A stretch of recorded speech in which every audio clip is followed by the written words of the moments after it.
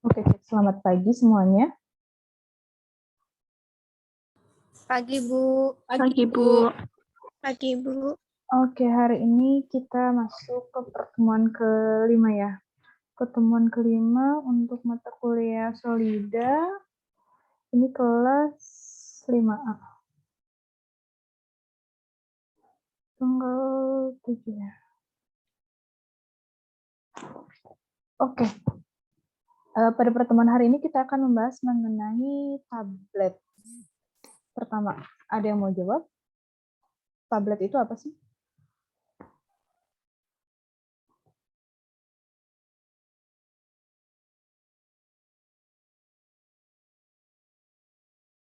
Silahkan.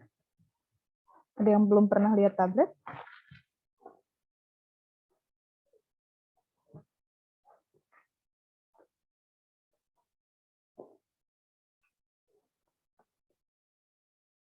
Silahkan, Mia. Mau jawab, tablet itu apa sih?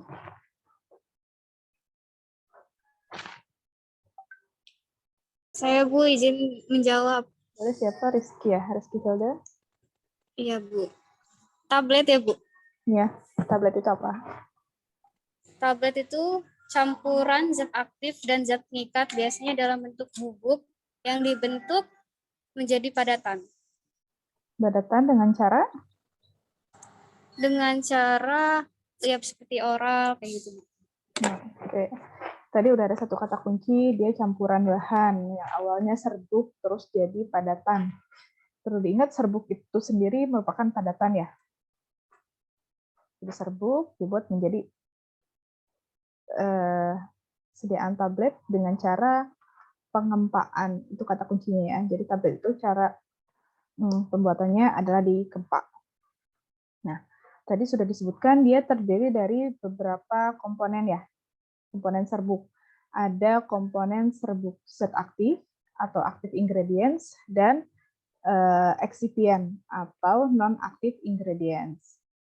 Nah, active ingredients jadi ada yang sifatnya lokal, ada yang sifatnya sistemik. Slide-nya terlihat kan ya?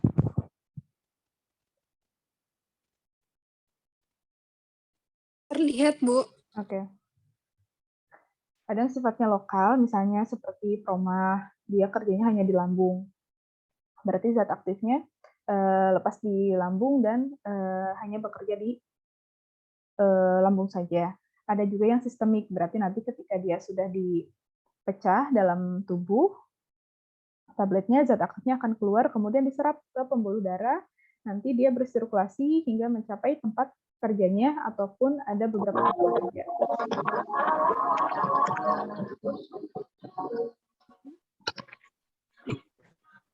Oke. Sedangkan untuk yang non-active ingredients atau bahan tambahannya ini ada beberapa. Nanti kita akan bahas satu persatu. Yang pertama adalah diluent atau pengisi atau filler nama lainnya. Nah, diluent ini sebisa mungkin sifatnya harus inert karena kita tidak mengharapkan suatu efek. Boleh di-mute yang lainnya? Mas Bayu Google gampang.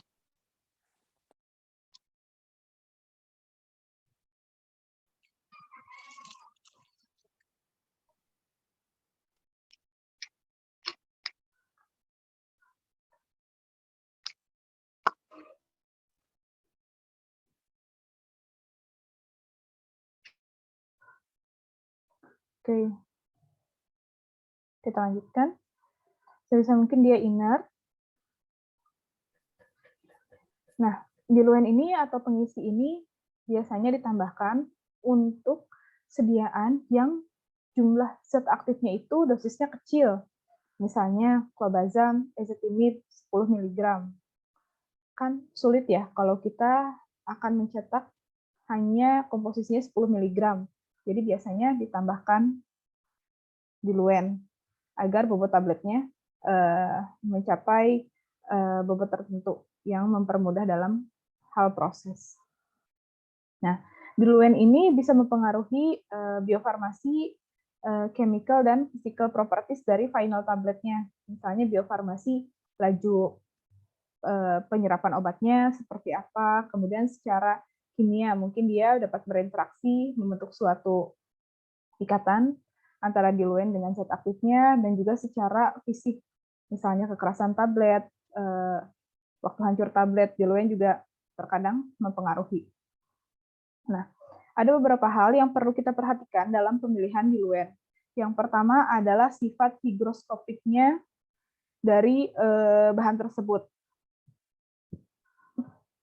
Ini perlu kita perhatikan. Kenapa? Karena seringkali sifat higroskopiknya ini ketika dia menyerap air, airnya itu tidak reversible untuk dihilangkan dalam proses pengeringan.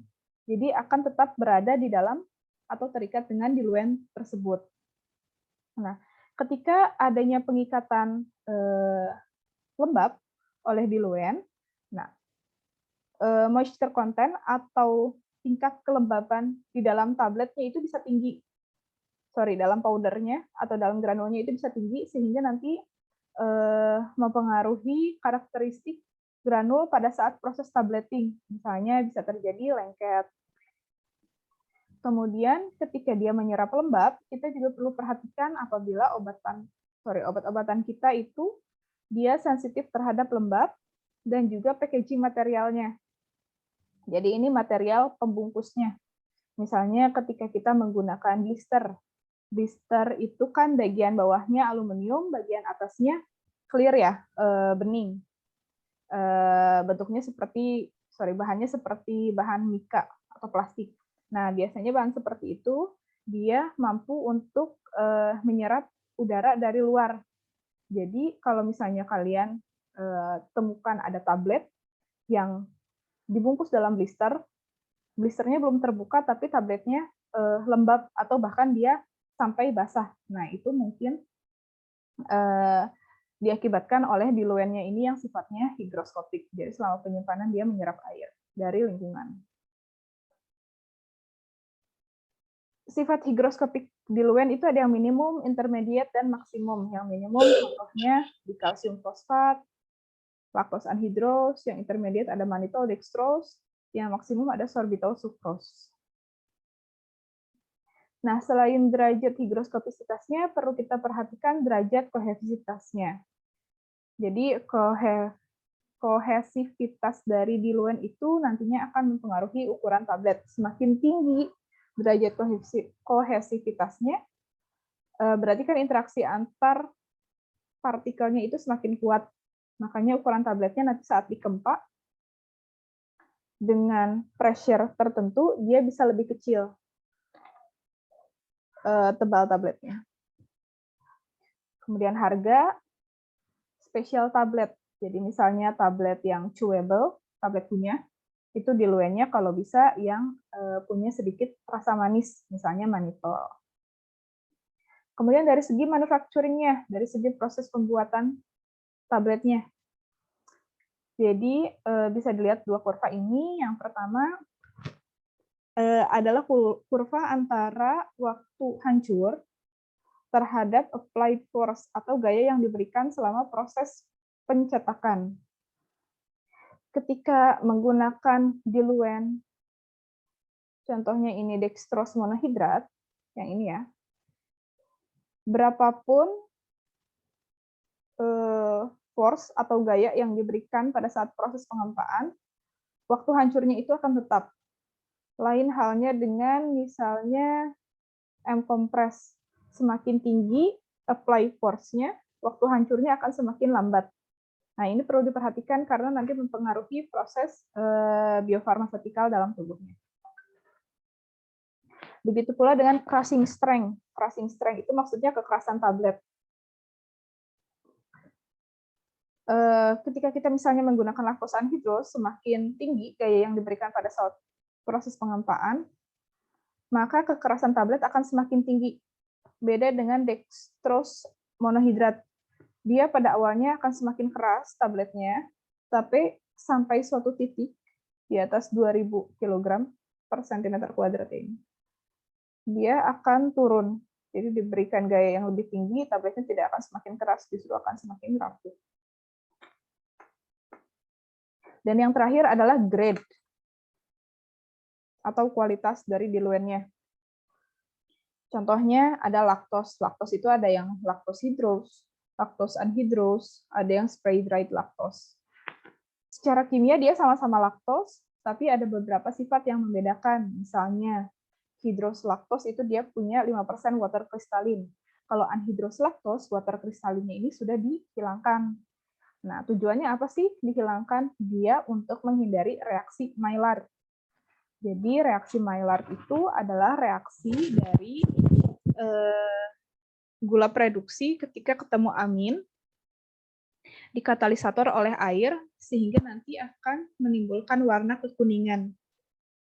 Jadi kalau misalnya ada tablet warnanya putih, bahannya laktos, lama-kelamaan seiring berjalannya waktu beberapa bulan dia tiba-tiba menjadi lebih agak kekuningan. Nah, itu berarti terjadi reaksi Maillard.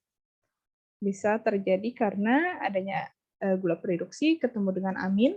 Aminnya mungkin dari eksipien lain atau dari API dan diperantarai dengan adanya water. Kalau spray dried laktos, berarti laktosnya sudah di spray drying, sehingga laju alirnya semakin baik. Nah, karena laju alirnya semakin baik, dia bisa di direct compression atau dikempal langsung. Nanti kita lihat cara proses pembuatan tablet. Ada beberapa hal. Nah, yang kedua adalah binder atau pengikat. Binder ini mengikat apa sih? Jadi dalam pembuatan tablet kan awalnya powder serbuk, dia akan diikat antar serbuknya membentuk granul dalam proses granulasi. Granul akan diikat sesama granulnya untuk menjadi tablet dalam proses kompaksi atau pencetakan. Jadi powder jadi granul, granul jadi tablet. Nah, proses pembentukan partikel yang lebih besar ini, komponen yang lebih besar ini diperantai dengan adanya binder. Ini contohnya, ada konsentrasinya juga, silakan dibaca. Oke, syaratnya binder harus kompatibel, jelas. Dia harus memiliki kohesi yang cukup, kemudian dia juga harus tetap mampu untuk memperbolehkan tablet tersebut terdisintegrasi dan terdisolve atau terlarut. Jadi kan binder itu nanti fungsinya mengikat ya, tapi ketika tabletnya masuk ke dalam tubuh, kan tabletnya harus pecah ya. Harus pecah atau terdisintegrasi, kemudian harus setelah pecah, zat aktifnya harus bisa lepas dari komponen lain agar bisa terlarut di dalam cairan tubuh, baru nanti diserap ke dalam tubuh. Jangan sampai binder karena terlalu tinggi, terlalu kuat, terus nanti keluar kita misalnya masih keluar tablet lagi gitu kan. Berarti tidak bekerja kan obatnya. Iya sih bindernya bagus tapi obatnya tidak bekerja gitu kan, percuma. Ini ini proses dari pemberian binder. Jadi kan awalnya powder serbuk, campuran serbuk, kemudian ditetesi larutan pengikat. Nanti akan terjadi proses pembasahan, kemudian akan terjadi pembentukan inti granul. Dia mulai bergabung antar powdernya ini membentuk inti granul. Kemudian inti granul ini, atau nuklei ini akan terus bertumbuh sehingga terbentuk granul yang lebih besar. Pada saat proses pengeringan, airnya akan hilang dan terbentuk konsolidasi atau granul kering. Nah, si granul kering ini kan masih mengalami proses selanjutnya ya, entah itu proses pemindahan tempat ataupun proses pengeringan lebih lanjut. Nah, ini bisa terjadi atrisi atau tumbukan antar granul sehingga pecah. Nah, tapi pecahannya ini pasti akan lebih besar daripada yang awal, daripada powder texture yang awal. Jadi tetap ada proses perbesaran ukuran partikel. Ada yang mau ditanyakan dulu untuk diluen dan binder?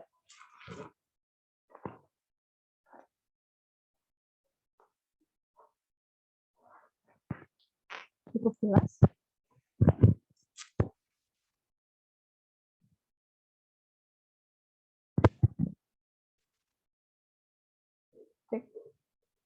Vinda Saya Merlani. mau tanya, Bu. Oke, silakan. Maaf, Bu. Kenapa sih, Bu, kalau pembuatan tablet itu harus dibentuk granul dulu? Kenapa nggak langsung dicetak aja? Apa itu dapat mempengaruhi bentuk tabletnya atau gimana, Bu? Oke, sebenarnya nanti akan kita bahas di proses pembuatan tablet. Intinya, tidak semua pembuatan tablet itu perlu digranulasi. Jadi bisa juga dicetak langsung. Tapi seringkali serbuk atau campuran serbuk itu dia laju alirnya buruk. Nah, ketika laju alirnya buruk, nanti ada masalah di proses pencetakannya. Nanti kita lihat proses cetak itu kan si serbuknya harus mengalir ya dari hopper mengisi punch dan dice. Nah, kalau laju alirnya buruk, nanti proses pengisiannya itu tidak konstan sehingga bobot tabletnya nggak konstan. Jadi proses granulasi lebih untuk memperbaiki laju alir. Tapi kalau misalnya campuran serbuknya laju alirnya udah bagus, ya tidak perlu digranulasi. Oke. Oke, Bu, cukup. Oke, kebalikan dari binder adalah disintegran. Nah, disintegran itu berarti memecah tablet ketika dia masuk ke dalam tubuh. Tablet, ketika disintegrannya disimpan di bagian ekstra granular, berarti di luar granul, dia akan memecah tablet menjadi granul. Ketika ditempatkan di dalam granul, dia akan memecah granul menjadi powder. Powdernya ini, serupnya kemudian akan terdissolve, akan terlarut. Sebentar ya.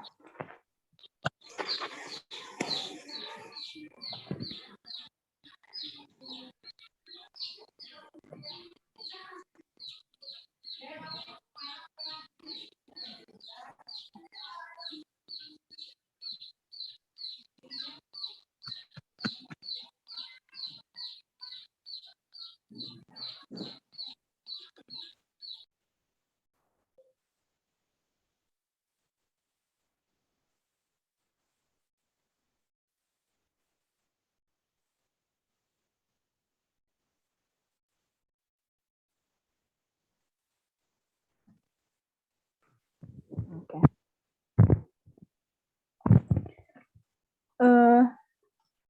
Ini ada contohnya. Nah, kemudian disintegran itu dibagi menjadi 6 kategori. Ada starch, clay, cellulose, alginat, dan gums. Dan juga ada yang lainnya, termasuk dalam kategori lainnya. Yang starch itu, dia akan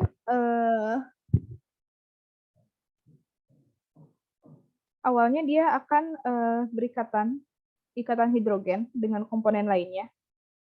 Nah, tapi ketika masuk ke dalam lingkungan yang ada airnya, dia akan melepaskan ikatan hidrogennya tersebut dan berinteraksi dengan air.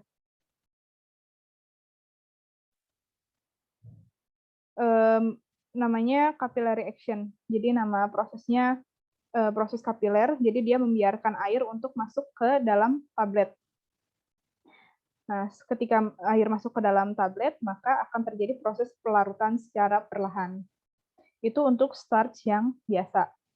Sedangkan untuk pre-gelatinized starch atau starch 1500, dia itu sistemnya akan swelling, akan mengembang. Jadi ketika dia kontak dengan air, starch-nya itu akan mengembang sehingga tabletnya pecah. Untuk yang clay, ini udah jarang dipakai. Untuk yang cellulose, sistemnya sama seperti starch, dia bereaksi, ada capillary action, dan memecah ikatan hidrogen. Untuk yang alginat juga sama, dia memiliki afinitas yang baik terhadap air. Untuk yang gums, dia swelling, jadi mengembang. Nah, yang lainnya ini contohnya ada effervescent. Kalau yang tablet effervescent kan ketika nanti dia terkena dengan air, dia menghasilkan gas CO2. Menghasilkan gas CO2, terus nanti terbentuk lubang-lubang yang ada di dalam tablet, sehingga airnya bisa masuk dan tabletnya pecah. Kita lihat perbedaannya sebentar.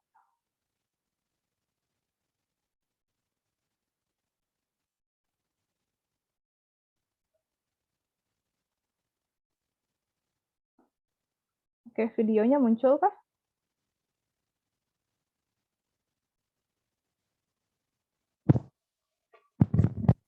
Muncul, Bu, muncul.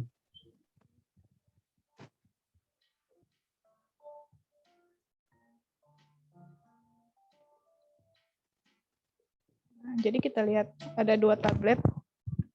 Yang satu sifat pecahnya tablet itu karena gaya kapiler, yang satu lagi karena adanya karena disintegrannya mengembang. Ini ceritanya tablet ketika dimasukkan ke dalam tubuh kita. Jadi ada lingkungan airnya ya.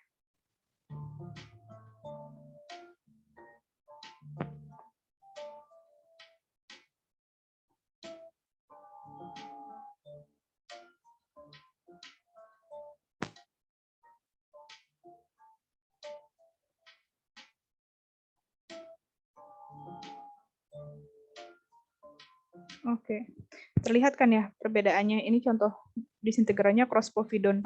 Dia sifatnya mengembang, jadi dia menyerap air sehingga tabletnya membesar, terus nanti lama-kelamaan dia akan pecah. Sedangkan kalau yang kapiler, dia membiarkan air masuk sedikit demi sedikit dan melarutkan secara perlahan. Jadi dia akan terlepas dulu yang bagian samping, kemudian setelah terlarut, akan interaksi lagi dengan air, begitu seterusnya.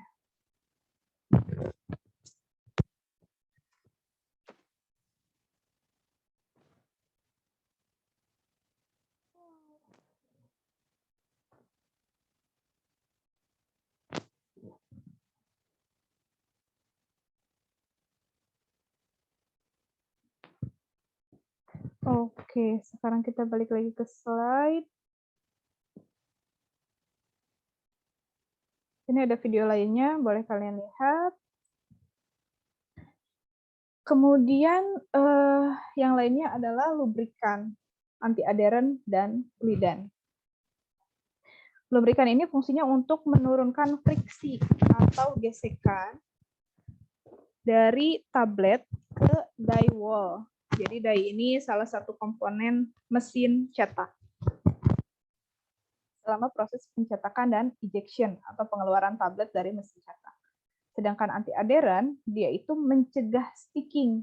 Jadi kalau yang ini hanya menurunkan friksi atau menurunkan gesekan, kalau yang ini mencegah sticking, mencegah nempelnya komponen dari tablet atau serbuk ke punch atau die.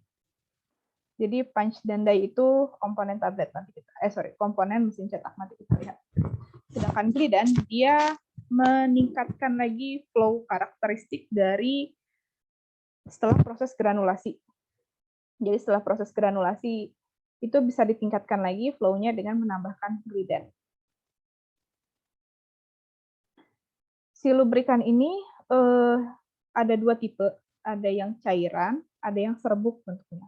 Nah, kalau yang cairan ini nanti penambahannya harus dengan metode spray drying, tapi kalau misalnya yang serbuk ini bisa dicampur manual, karena nanti dia akan terdistribusi di tablet bagian polarnya, ke arah tablet bagian long karbonnya, bagian rantai panjangnya nanti dia akan ke die wall. Jumlahnya kurang dari 1%. Ini contohnya. Lubrikan biasanya ditambahkan di tahap akhir ya, setelah si campuran yang lainnya homogen, terus waktunya biasanya sebentar, hanya 2-5 menit. Tidak boleh sampai berlebihan karena akan terjadi overmixing. Nanti pada saat terjadi overmixing, dia bisa mengganggu proses disintegrasi dan disolusi dari tabletnya. Karena lubrikan itu sifatnya hidrofob kan ya. Nanti kalau misalnya overmixing, tabletnya jadi terlalu hidrofob bagian permukaannya. Kalau terlalu hidrofob, nanti dia nggak mau kontak sama air. Ketika nggak mau kontak sama air, maka disintegrasi dan disolusinya akan terganggu.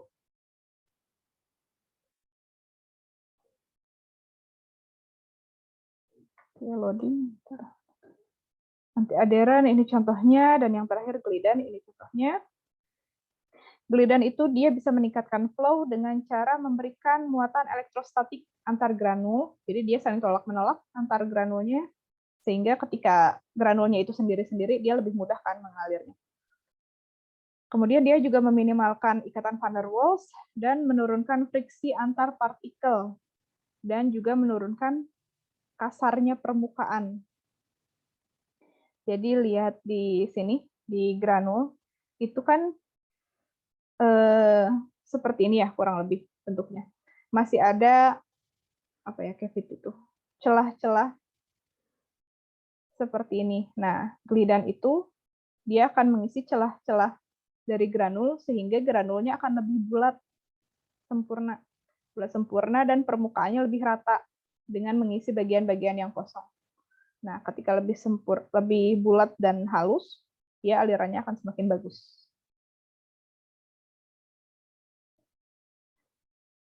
Yang terakhir ada pewarna, perasa, pemanis. Pewarna ini lebih ke untuk identitas sebenarnya, fungsi utamanya. Misalnya ada tablet yang warnanya sama-sama putih, berat dan dimensi tabletnya sama, terus diproduksi di tempat produksi yang sama. Nah, itu kan rawan terjadi mix up ya, rawan terjadi salah pengambilan sampel. Nah, maka bisa salah satunya diberikan warna untuk membedakan. Sebagai estetika juga bisa, kalau misalnya kayak vitamin B12 ya, atau apa ya, yang warnanya itu merah, tapi kandungannya kecil dalam tablet. Ketika dicampur dengan bahan lainnya kan jadinya jelek ya, tabletnya ada tablet putih dengan titik-titik merah. Jadi mendingan dikasih warna merah aja sekalian, biar warna merahnya itu seragam. Dan sebagai untuk menunjukkan homogenitas, misalnya ketika zat aktifnya itu sangat kecil.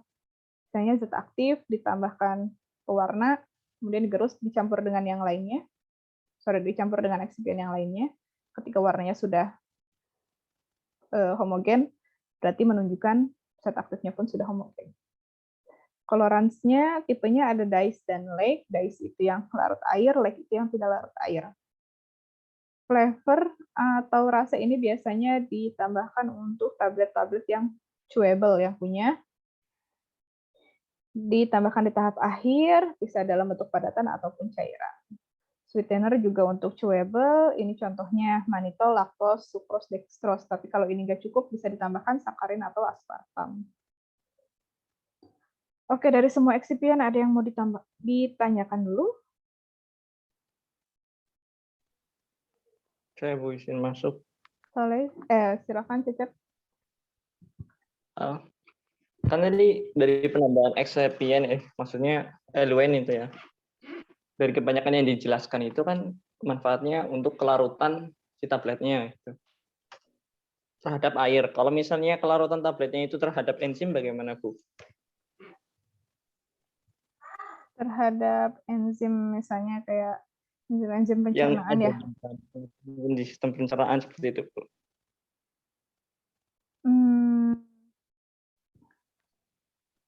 Apakah itu sama halnya seperti air? Sebenarnya kalau itu lebih ke untuk bukan tablet konvensional sih. Misalnya kayak sistem penghantaran lipid, nanti di semi solid ada. Dia itu misal pakai matriksnya lipid kan ya. Lipid itu dia kan nggak larut air ya. Jadi dia pelepasannya itu si lipidnya harus pecah. Nah, pecahnya lipid itu harus dibantunya sama enzim lipase. Sedangkan enzim lipase itu misalnya hanya ada di mana tuh? Misal ya di hati. Nah, jadi nggak tahu saya di mana. Terus, nah jadi itu tuh lebih ke untuk penggunaan obat yang ditarget agar lepasnya itu di hati aja. Karena misalnya lipasnya cuma ada di hati. Kenapa kenapa zat aktifnya nggak boleh lepas di yang lain? Misalnya ketika dia lepasnya di lambung, dia berbahaya bagi lambung. Atau ketika lepasnya di usus, diserap ke seluruh tubuh, nanti yang nyampe ke tempat kerja di hatinya kecil. Kayak gitu sih kalau yang enzim jadi- spesifik itu. Jadi LUN ditambahkan itu nggak tentu tentang kelarutan air gitu ya, tapi sudah disesuaikan dengan enzim yang ditargetkan seperti itu ya, Bu. Iya. Iya nggak? Iya. Oh. Baik, Bu. Oke. Ini maaf ya, leher saya sakit. Kemudian kita masuk ke tablet delivery system. Jadi tablet itu ketika masuk ke dalam tubuh tuh dia ngapain sih? Kurang lebih prosesnya itu ada ini. Ke tablet masuk ke dalam tubuh, dia akan pecah dulu kan tabletnya. Mekanismenya sesuai dengan disintegran yang tadi digunakan. Apakah membentuk kapiler, apakah mengembang, apakah effervescence. Kemudian setelah pecah tabletnya, zat aktifnya akan lepas. Kemudian zat aktifnya akan terdisolusi atau terlarut. Nanti setelah terlarut, dia akan diabsorpsi. Diabsorpsi masuk ke pembuluh darah, kemudian dia akan berputar tuh mengikuti aliran darah, terdistribusi hingga dia mencapai tempat kerjanya di mana. Setelah bekerja, nanti dia bisa dimetabolisme. Setelah dimetabolisme, berubah menjadi bentuk yang lainnya, kemudian dieliminasi atau dikeluarkan dalam tubuh. Ini contohnya.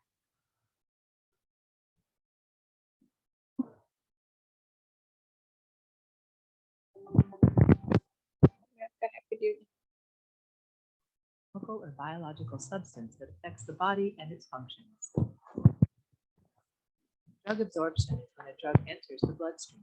Ya, bilang drug absorption itu artinya adalah drug ketika masuk ke dalam pembuluh darah. Walaupun ketika sudah masuk ke pembuluh darah dia tidak mencapai tempat kerjanya, ya dia tetap dikatakan terabsorpsi. The level of absorption can affect the speed and the quantity of the drug at the site of action. This is termed bioavailability. Nah, jumlah obat yang terabsorpsi itu akan mempengaruhi jumlah obat di tempat kerjanya. Nah, hal ini dinamakan dengan bioavailabilitas. Jadi jumlah obat yang tersedia untuk bisa bekerja di tempat site aktifnya. If a tablet releases the drug, Tablet masuk ke dalam saluran cerna kan, biasanya dia akan pecahnya di lambung. Tergantung dari waktu hancurnya. Waktu hancurnya sebentar bisa di lambung, tapi kalau misalnya 12 jam waktu hancurnya berarti sudah sampai di usus kan ya. drug quickly, blood levels may become too high, whereas slow release may result in low levels of absorption. Additional factors affecting absorption and bioavailability include the properties of the drug and the physiology of the person, such as pH levels in the stomach and its speed of emptying. Therefore, specific formulations are used to release the Kemudian drug. tadi Desired diserap di formulations include tablets, usus. sprays, transdermal patches. Drug metabolism is the process Nah, in which udah diserap, tadi kan masuk pembuluh darah. Nah, tapi sebelum mencapai tempat kerjanya, dia itu bisa mengalami juga yang namanya metabolisme. Metabolismenya bisa dari asalnya senyawa aktif menjadi zat buangan yang tidak berguna.